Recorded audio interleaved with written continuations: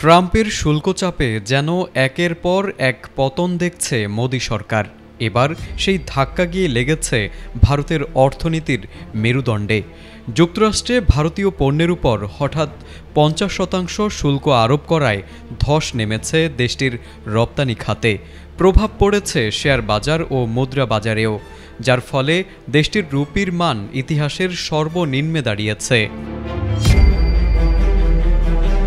মঙ্গলবার লেনদেন শুরুর পরপরই ডলারের বিপরীতে রুপির দর 6 পয়সা কমে দাঁড়িয়েছে 88.16 রুপিতে।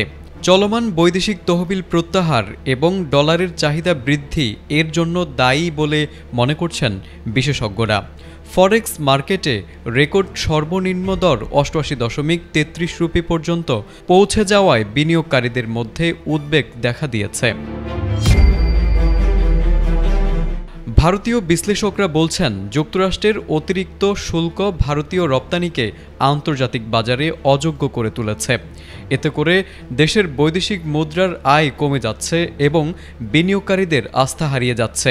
শুধু গত 3 সেশনে বিদেশি বিনিয়োগকারীরা শেয়ার বাজার থেকে তুলে নিয়েছেন প্রায় $2.4 বিলিয়ন। এদিকে প্রেসিডেন্ট ট্রাম্প সোমবার দাবি করেছেন, ভারত মার্কিন পণ্যের উপর শুল্ক শূন্যে নামানোর প্রস্তাব দিয়েছে। তবে তার মতে এই সিদ্ধান্ত অনেক দেরিতে এসেছে।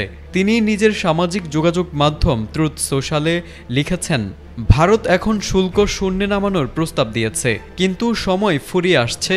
অনেক বছর আগেই এটা করা উচিত ছিল। এদিকে অর্থনীতিবিদদের আশঙ্কা, যদি পরিস্থিতির উন্নতি না হয় তাহলে ভারতের মুদ্রানীতিতে বড় ধরনের চাপ তৈরি হতে পারে। এতে করে মুদ্রাস্ফীতি, বেকারত্ব ও সামগ্রিক অর্থনৈতিক প্রবৃদ্ধিতেও নেতিবাচক প্রভাব পড়তে পারে, যা মোদি সরকারের জন্য আগামী দিনে বড় চ্যালেঞ্জ হয়ে দাঁড়াবে। তারেক আজিজ, এটিএন বাংলা।